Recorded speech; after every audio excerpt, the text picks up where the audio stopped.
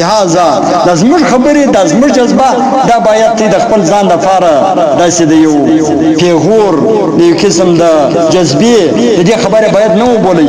زما دې د رب په ذات قسم زما دې دا روژه خدای پاک نه قبلوي که به زه یا ته ته پیغور در کوم یا ته ته خپل علم در ښکاره کوم او یا زه پر تی باندې داسې یو تکلیف راولم. نه، دا تکلیف که راوستلی دی کتاب راوستلی دی.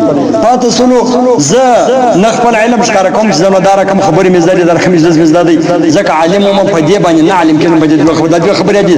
دا تبلیغیان حضرات هم کوي امیان دي خوران هم دي کوي چې خوران ولا کوي شرطلات لا ویلي هم دي صدقې وګړي په شپږ نمبر کې سره وګړي دا ودونه مثلا نه دا دوه ټکي بیان کوي. لہذا ځکه عالم وم ملاوم به دا ما شوم ملایم کنه وم ملا په دوه توري تقریبا ملا کېږم نه به غور می مقصد دی نه مې پرته باندې تکلیف مقصد دی صرف مقصد مې دا دی چې موږ هغه خبره عملي کو چې کتاب کوم رقم لیکلي زغت ته رسوم. زه ناقل یم زه چې یم زه ناقل یم نقل کوم. نو بس خدای تعالی دې پر دې خبرو باندې عمل کولو توفیق را نصیب کړي. الله جل جلاله دې زموږ د تیر روزه قبول او مقبول وګرځي. ما بعد کې دې الله جل جلاله دا غرنګ توفیق پر نصیب کړي او خدای تعالی مې د بدو اعمالو د شکنځلو د غیبتو او د دروغو څخه کې وساتي. وما علينا الا البلاغ المبين. الحمد لله رب العالمين والعاقبة للمتقين والصلاة والسلام على خير خلقه محمد وآله وأصحابه أجمعين. اللهم اغفر لنا ولوالدينا ولمشايخنا ولأساتذتنا ولأقربائنا ولجميع المؤمنين والمؤمنات والمسلمين والمسلمات.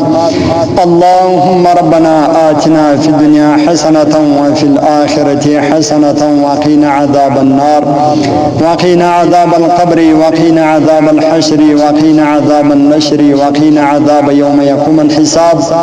ربنا ظلمنا أنفسنا وإن لم تغفر لنا وترحمنا لنكونن من الخاسرين.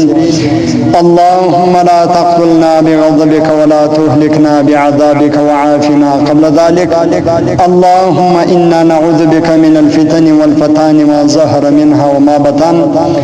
اللهم اهدنا الصراط المستقيم صراط الذين أنعمت عليهم غير المغضوب عليهم ولا الضالين.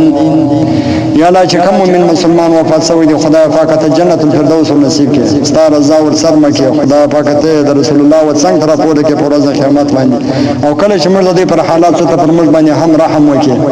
یا الله ته موږ د هر قسم فتنو او فتنګرو خلکو څخه وساتې کپټ کشکارای. وصلی الله تعالی علی خیر خلقه محمد و آله و اصحابه اجمعین برحمته.